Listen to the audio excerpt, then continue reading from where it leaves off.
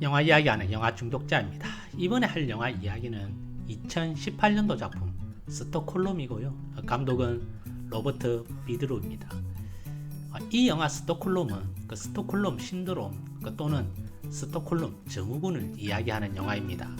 그 뜻이 인질로 잡혀있던 사람들이 죄를 지은 범인에게 우호적인 태도를 취한다는 뜻인데, 자신이 인질이 되어 있음에도 불구하고 정작 그 범인 당사자를 좋아하는 감정이나 사랑하는 감정이 생기게 되는 그런 류의 영화들은 생각보다 많습니다.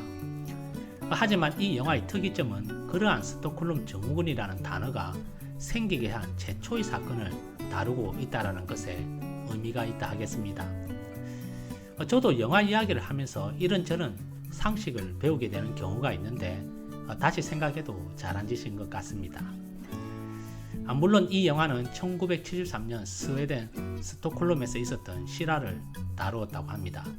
주연이 에단 호크와 누미 라파스인데 안정된 중견 배우들이므로 연기 때문에 이야기가 겉도는 걱정은 하지 않으셔도 될 만큼 훌륭한 연기를 보여주고 있습니다.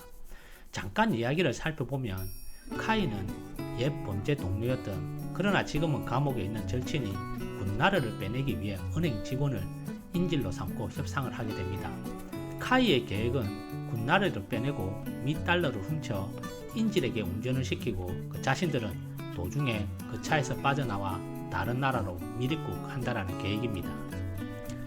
역시나 계획은 언제나 계획일 뿐 일이 뜻대로 되질 않게 됩니다. 그 와중에 인질과 같이 있게 되는 시간이 길어지고 주 정부와 협상을 하는 도중 스톡홀름에 관할 정부는 인질의 안전에는 별 관심이 없다라는 것도 인질은 알게 됩니다.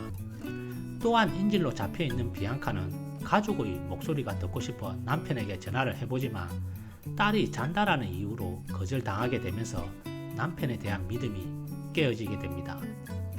결국 정부는 인질이 위험할 수도 있는 강압적인 조치로 그 범죄자들을 진압을 하기는 하나 과잉 조치라는 인상을 받게 됩니다. 그 과정에서 카이는 비앙카가 위험에 처할까 오히려 인질을 보호하게 되고, 비앙카는 오히려 그 범죄인들에게 우호적인 감정이 생기게 되게 됩니다. 이 영화 스톡홀름은 범죄인과 그의 인질이 오랜 시간 같이 있음으로 해서 생기게 되는 연민을 다루고 있는 영화입니다. 왜 그런 감정이 생기게 되는지는 아직은 답을 내릴 수 없으나 이 영화는 본래 인간은 악하지 않을 것일 수도 있다라는 결론인 것 같은데 조금은 조심스러운 호불호가 있는 정의입니다. 영화는 강력범죄와 인질을 소재로 한 영화이나 사실상 블랙 코미디 같은 연출이 곳곳에 있어 소재만큼 심각하거나 보기 어려운 장면들은 없습니다. 이야기 또한 결과를 어느 정도는 유추할 수 있어 큰 반전 또한 기대하는 건 무리라고 생각되는 영화입니다. 킬링타임용 정도라고 생각하시고 보시는 게 맞는 것 같습니다. 이 영화를 보고 인질을 잡고 범행을 저지른 그들에게 호감을 가지는 감정이 생길 수도 있는 연출이나 분명 범죄인은 범죄인입니다.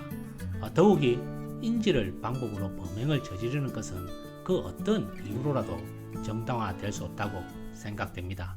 이상 스톡홀름이었습니다.